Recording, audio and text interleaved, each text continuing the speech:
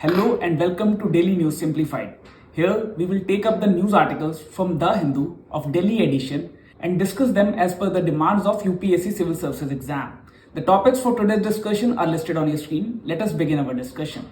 The first topic of today's discussion is based on this news which featured at page number 8 in The Hindu. And this topic basically deals with the elderly population of India. The first thing which should come into your mind is that why this topic is important for our exam. In 2013, UPSC asked that critically examine the effect of globalization on the aged population in India. Since then, there has been a huge gap on this particular theme. And there is a high possibility that a question can appear on elderly population and the issues which are associated with them. So today we will try to analyze the different aspects associated with elderly population in India. And another reason for the importance of this topic is that as per the United Nations Population Fund report of 2023, it is projected that the proportion of people of age 60 and above will undergo a significant increase and which will nearly double from 10% to 20% by the year 2050. And this demographic shift will have a far-reaching implications for various aspects of society, including healthcare, economy, and the overall social dynamics. And what are the factors which are driving the aging of Indian population? The first one is reduced level of fertility. It is one of the strategy included in the National Population Policy. The second one is migration, in which the young people are moving outward for better economic opportunities. And the third one is longevity, which is happening due to the better healthcare facilities which are being provided to the citizens of the country. So these are the three major factors which are driving the aging of population. Now we will go through the facts related to elderly in India.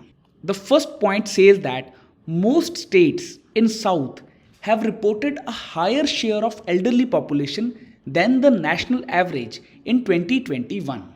And the reason behind this particular phenomena is due to the population control measures and reduced fertility level in the southern states, as they have been at the forefront to control the population as mandated by the National Population Policy.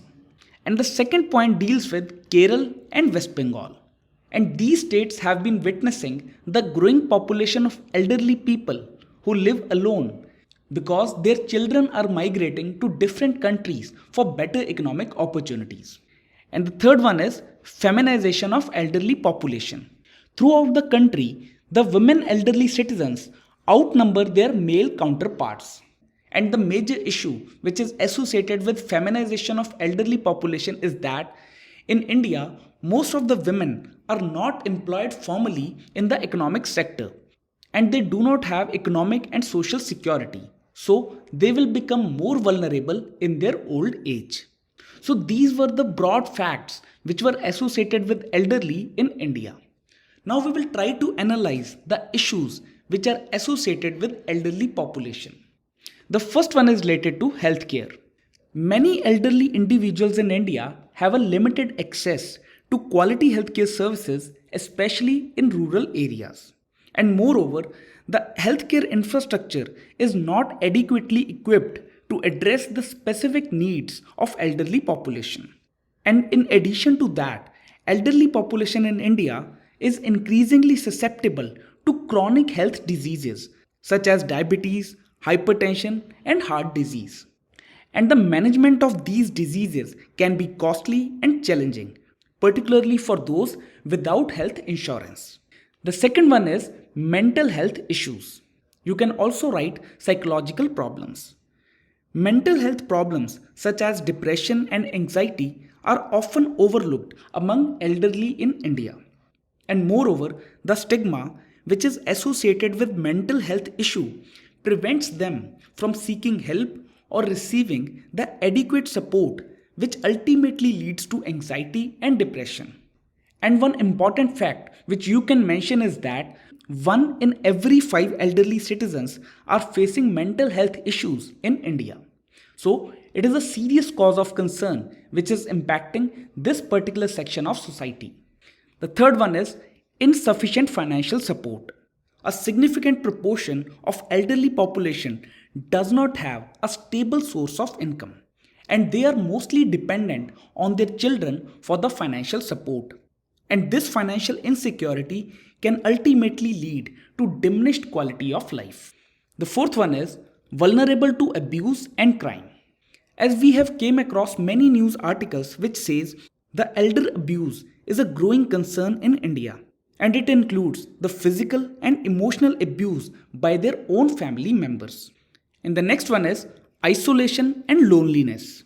Many elderly individuals in India are experiencing social isolation, which is happening due to ageism, migration, and gap between the generations. Now, what is ageism? Ageism is a bias or discrimination towards individuals or groups on the basis of their age. And due to the outmigration, they are living alone or far from their families, which is impacting their overall well being. And the next one is inadequate geriatric care. As there is a shortage of specialists and facilities in India related to geriatric care, it hinders the delivery of specialized care and services tailored to the unique needs of older adults. The next is rural urban disparities. There is a significant disparity in the living conditions and access to services between elderly population in rural and urban areas. And rural adults often face greater challenges in accessing healthcare and social support. And data released by government says that around 73% population of elderly people lives in rural areas. And these areas lacks the basic facilities which are required to support the elderly population. The next is challenges posed by technology. The elderly citizens may be more susceptible to online scams, phishing, and the violation of privacy, as they are less aware about the usage of technology. Further, there is a lack of access to government schemes. And why it is happening? Due to the limited awareness regarding various government programs among elderly population. And lastly, they are considered as liability on children. In modern societies like India, there has been a shift from extended or joint family to nuclear families. And due to the factors like work commitments, limited living space, the parents are being sent to the old age homes or care facilities by their children or family members, which is impacting their overall mental well-being. But there is also another perspective which says the elderly population is one of the most valuable asset for the nation. And why it is being said so? They play an important role in the preservation of culture, as elders are the keepers of tradition, customs, and historical knowledge, and they play a vital role in preserving and passing on cultural heritage to the future generations. The second one is wisdom and experience. Elderly individuals have a wealth of life experience and wisdom. They have faced multiple challenges and gained insights that can be valuable to the younger generation. And their stories and experiences can help in guiding society to make better decisions. And lastly, their role in environmental conservation. And you can mention these two names in this particular respect.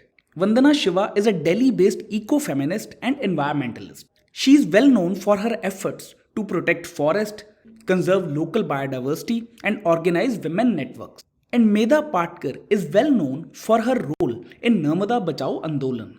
So in this way, you can highlight the role of elderly population in the development of nation. Now, what is the need of the hour or a way forward to include this particular section of society to the mainstream?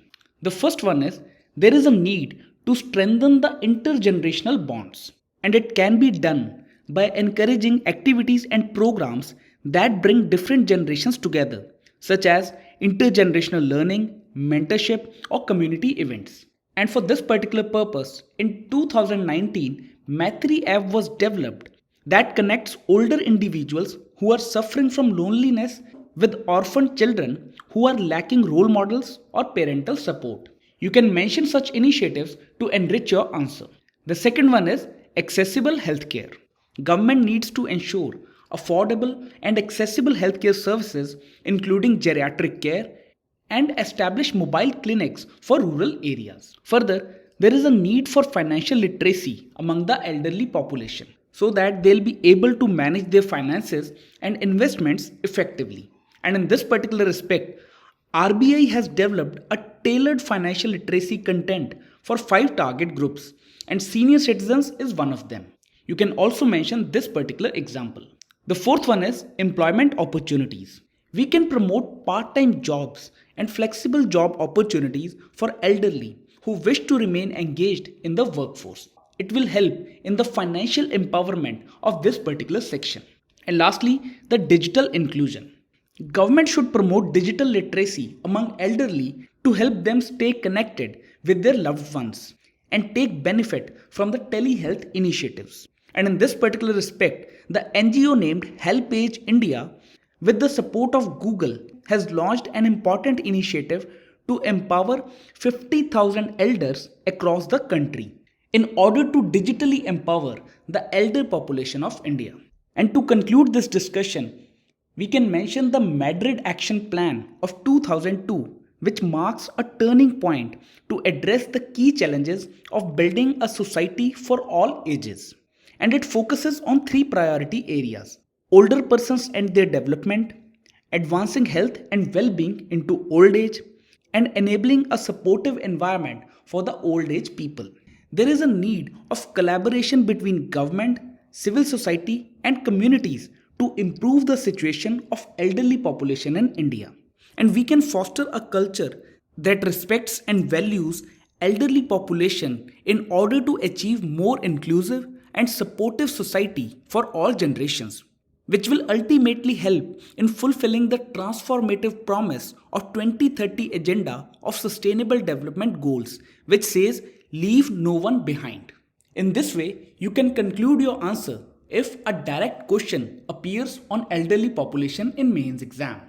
A quick recap to our discussion. First of all, we have discussed the context and its relevance for General Studies Paper 1. We have discussed the facts related to elderly in India, the issues which are associated with elderly population, and the elderly population as one of the most valuable asset for the nation. And lastly, the need of the hour or a way forward. The next topic of today's discussion is based on this news which featured at page number 9 in The Hindu. It basically talks about the generative AI, and this topic is relevant for General Studies Paper 3, in which science and technology and the awareness in the field of IT sector is mentioned. And in 2023 mains exam, UPSC has specifically asked that introduce the concept of artificial intelligence. How does AI help in clinical diagnosis? And do you perceive any threat to privacy of individuals in the use of AI in healthcare? So this question was specifically asked on artificial intelligence, which makes this topic important for our discussion. Let us try to understand what is generative AI. It is a type of artificial intelligence that involves creating new, original content or data using machine learning algorithms. Or in simple terms, you can say it is a type of computer program that can create things like text, images, or even music on its own. And it works by a training model on a large data set and then using that model to generate new and previously unseen content. So, it works by learning patterns and ideas from a lot of existing examples or data sets and then using that knowledge to generate new and similar things without human input. For example, ChatGPT for text generation. And it's like a creative robot that can make art, stories, or other content. And these generative AI models use neural networks to identify the patterns and structures within the existing data to generate new and original content. And the neural networks, in simple terms, means that these are the computer systems inspired by the structure and functions of human brain, and they consist of interconnected nodes which are organized into layers, and the information flow through these networks and each neuron processes and transmits data. Generative AI use the neural networks to identify the patterns and structures. Now we will go through its applications. The first one is it can generate personalized social media posts such as blogs, marketing texts, videos by providing a text prompt. For example, Midjourney. The second one is software coding. It can help in the generation of code, explanation, and verification. The third one is it summarizes the research materials, which will eventually reduce the human efforts to find out the research material or to organize it in a better manner. The next one is it can help in creating complex engineering structures with the help of generative image and video technology. Further, it can also help in medical diagnosis and become a blessing for those who are suffering from certain kind of diseases, and it will help in providing them a personalized treatment on the basis of patient's symptoms and medical history. The last one is it can create an immersive virtual environment such as 3D objects, landscapes, or characters. Here we have discussed the applications of generative AI. Now there is a consistent debate in the scientific community whether there is a need to regulate the generative AI or not. We will try to go through the arguments related to the need for regulation of generative AI. The first reason is data bias. Generative AI systems can perpetuate and amplify the existing bias. And if the models are trained on biased, non-inclusive data, they will generate biased outputs and prejudicial content. Hence, this is an important reason for the need of the regulation of generative AI. The second one is obviously the misinformation, as it may produce a low quality or less accurate information, specifically in the context of complex engineering and medical diagnosis. The third one is misuse. The generative AI can compound some existing online threats such as the use of deepfakes and forged documents. The next in the list is privacy. The artificial intelligence systems can potentially access the sensitive information, which raises concerns about data privacy and security. Further, there is an absence of restrictions in the use, as the unrestricted access to generative AI tools may have a long-term consequence. For example, in education sector, these tools may have extreme effects on critical thinking and creative capacities of students, as they can develop a habit of asking ChatGPT every time whenever they come across any doubt, and it hampers the development of critical thinking in the young minds. Further, the issue of copyright. The existing copyright laws across the globe are not comprehensive regarding the content generated by AI. And as per the US Copyright Office, only human beings can own copyright. And on the other hand, India does not have any in-depth deliberations on whether AI generated works are subject to copyright protection or not. Further, the issue of accountability. The acquisition and consent model around the training data and intellectual property issues make it difficult to hold anyone accountable for any harm resulting from generative AI content. And lastly, the loss of jobs. Artificial intelligence has the potential to automate tasks which could easily lead to a job displacement or economic disruption.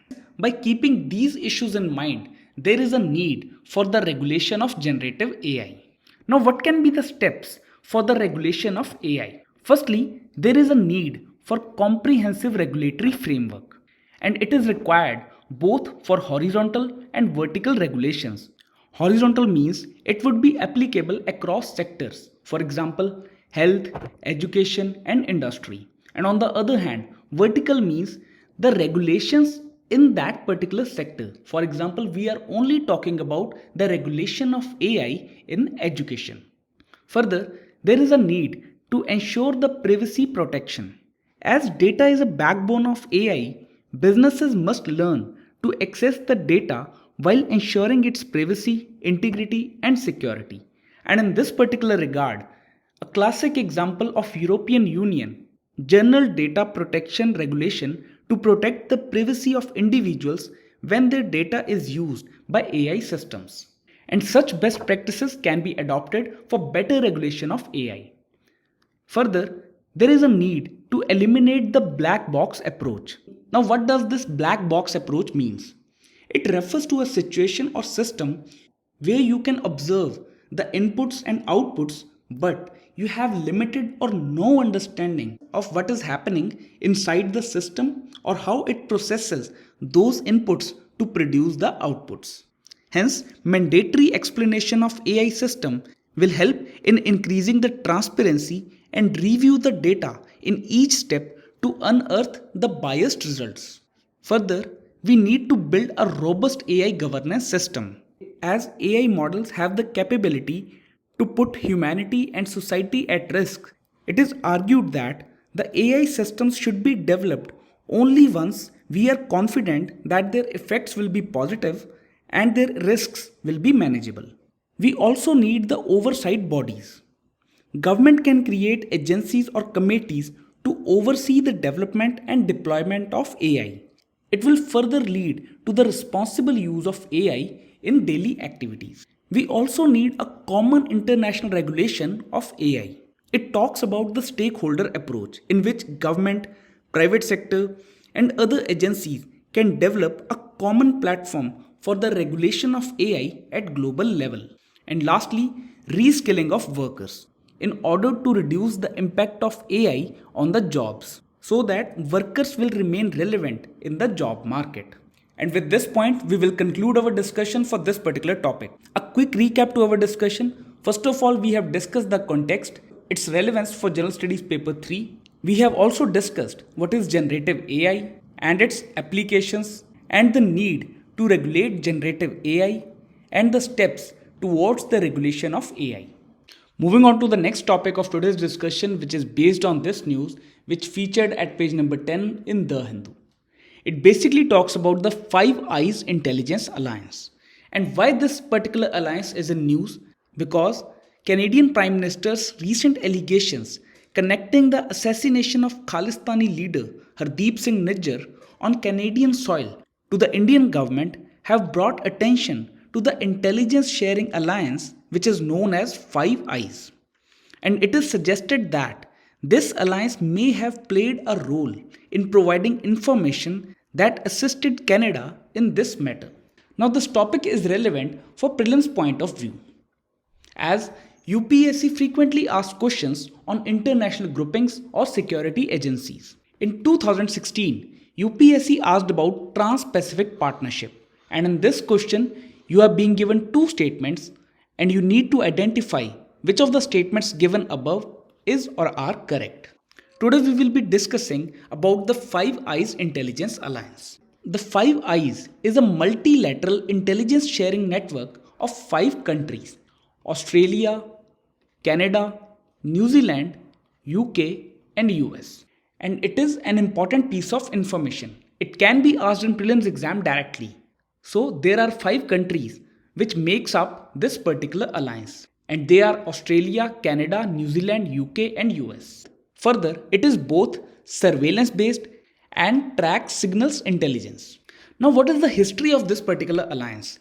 The alliance in its formative years have been established between US and UK during the Second World War to counter the Cold War Soviet threat.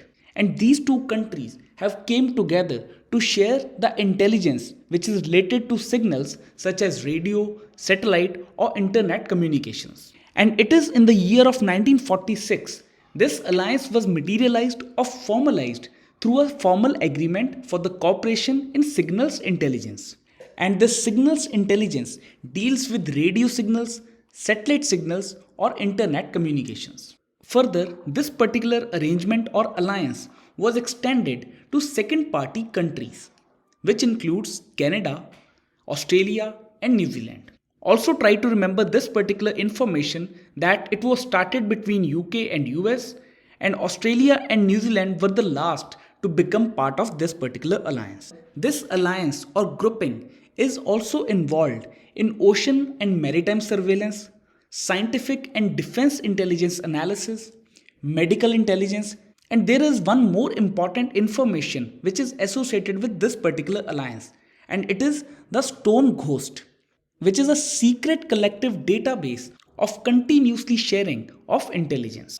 Just try to remember these facts as they can be asked in one or another form in UPSC prelims exam. This intelligence alliance has faced numerous issues related to transparency, data security, and operational procedures. And the most significant controversy which emerged in 2013 when Edward Snowden, a former contractor for National Security Agency, revealed classified documents. And Edward Snowden characterized the Five Eyes Alliance as supranational intelligence organization. Now what does this supranational means? It means having power or influence that transcends national boundaries or government. And he said that this alliance operates independently of its member countries' legal framework. And the answer to this particular question is D, which is neither one nor two, as both the statements are incorrect. Moving on to the next topic, which is based on this news, which featured at page number 14 in The Hindu. It basically talks about the Manrega social audit, and it says Manrega social audit unit in a state of paralysis in many states. The context of this news is that Manrega has faced consistent criticism regarding its perceived susceptibility to corruption. And as per the statistics of Union Rural Development Ministry, the recovery of funds identified as problematic by the auditors. And less than 14% of the amount which was flagged by social audit units has been recovered so far. The topic of Manrega and social audit is relevant for General Studies paper 2, in which the welfare schemes and governance is directly mentioned. UPSC has a habit of asking questions related to welfare schemes both in prelims and mains. So from that point of view, this topic becomes important for our discussion. First of all, let us understand what does this social audit unit means. As per the Audit of Scheme Rules 2011, each state government shall identify or establish an independent organization which is named as Social Audit Unit to facilitate the conduct of social audit of Manrega works. And this social audit unit may be either a society or a directorate independent of the implementing agency or department. And this work may also be outsourced to an agency which is not involved in planning and implementation of the scheme. So this was all about the social audit units which was mentioned in this particular article. Now as we have already discussed about social audit in detail on 6 June 2023 DNS, so in today's discussion we are not covering this particular aspect of social audit, and we will be focusing more on the effectiveness of social audit units under Manrega. You can watch this video to cover the topic of social audit. Now let us understand the effectiveness of social audit units under Manrega. The first argument is poor recovery.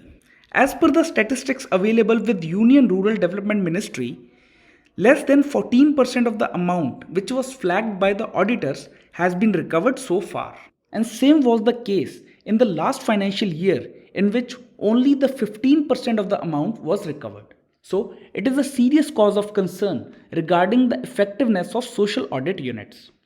The second one is financially starved units. Most of the social audit units do not have the adequate funds and are working without training or adequate personnel, which further impacts the effectiveness of these units to audit the Manrega works. The third one is ineffective role of social audit units. The sole responsibility of social audit units is to flag the cases of malpractices, but the power to recover money and appointment of officials is given to the state governments, which further impacts the effectiveness of these units. The fourth one is weaponization by union.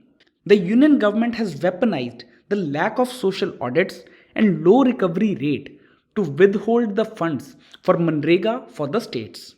For example, the units in Karnataka and Bihar have not got funds for nearly 2 years, which is impacting the core functioning of these particular institutions. The next one is related to credibility. Due to the consistent low recovery rates and the challenges in the audit process, It raises the credibility concerns about the entire Manrega program. And lastly, the imbalance in monitoring. Certain states have consistently reported zero number of cases or zero recoveries, for example Gujarat and Goa. And on the other hand, states like Telangana, where the active social audit units have flagged several cases but the recovery remains low, which highlights the imbalance in the monitoring process. Now let us understand what is social audit. Social audit are a means of continuous public vigilance and to ensure public accountability in the implementation of projects, and it has been made mandatory for Manrega. The social audit examines the impact of specific government schemes or activities on certain sections of society, for example, poor, women, or disabled. And what is the core objective of this particular exercise? It is to ensure the accountability in the implementation of government policies which are in place for the welfare of certain section of society. And social audit has following dimensions such as the verification of quantity and quality of work at different stages of implementation. And this process is to be conducted in every Gram Panchayat at least once in 6 months. So these were the two important dimensions associated with social audit. Now we will see the correlation between Manrega and social audit. The Mahatma Gandhi National Rural Employment Guarantee Act is a social security and public works program in India. It guarantees the right to employment and provide at least 100 days of wage employment in rural areas to every household whose adult member is volunteer to do the unskilled manual work. It is a social security program. It provides the right to employment and 100 days of wage employment in rural areas. Just keep a tap on this information as it is not applicable to urban areas. And it plays a significant role to address the rural employment and poverty. And an innovative feature of Manrega is that it has institutionalized the social audit as a means of continuous public vigilance, which further helps in increasing the transparency and accountability in the process of implementation of this particular scheme. Social audits are periodic assemblies which are convened through Gram Sabhas, and they allow residents to scrutinize the allocation and utilization of funds and resources. In this way, all the projects which are sanctioned will be scrutinized with the help of local people. As it involves the continuous process of public vigilance, it becomes more challenging for corruption and mismanagement to go unnoticed. So, it enhances the accountability and transparency in the process of administration and decision making. And lastly, the social audits also empower citizens by giving them a voice in decision making process as they become active participants in monitoring and evaluating the public programs. And in this way, the process of social auditing often leads to improved governance, and similarly, it encourages government entities to be more responsive to the needs and demands of the people they serve. The last topic of today's discussion is based on this news, which featured in the science section of The Hindu. It basically talks about the Nipah virus outbreak. And recently, India has reached out to Australia to procure monoclonal antibody doses to combat the Nipah virus outbreak in Kerala. And this dosage has to be administered at an early stage of infection.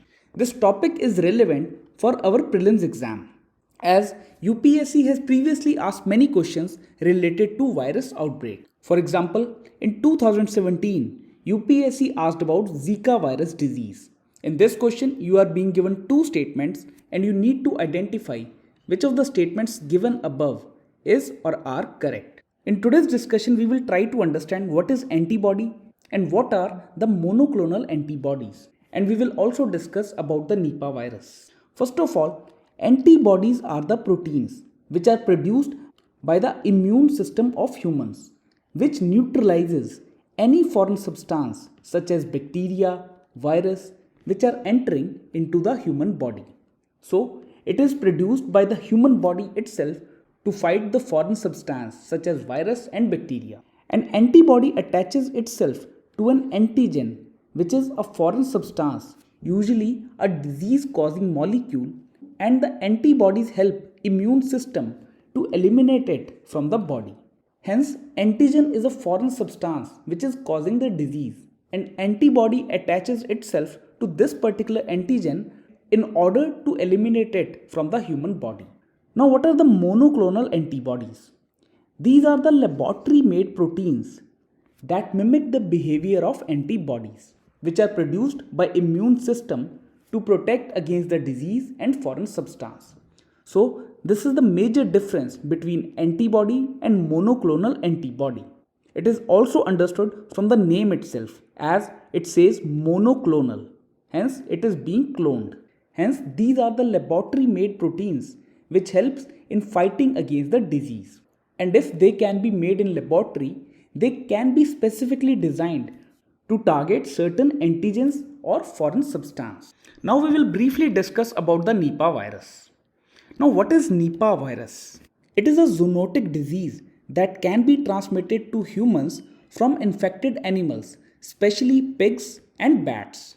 And moreover, the fruit bats are the natural hosts of Nipah virus. And this virus can be transmitted between humans through contaminated food or directly from person to person. So it can be transmitted from human to human and from bats and pigs to humans. It was first identified in 1998 during an outbreak in Malaysia. And the common symptoms include fever, muscle pain, and respiratory problems. But the fatality rate is very high with this particular virus. It ranges between 65% to 100%. And what about its treatment? Currently, there are no approved vaccines against the Nipah virus. That's all for today's discussion. Thank you for watching today's DNS. Stay tuned for upcoming sessions which will enhance your preparation for the UPSC Civil Services exam.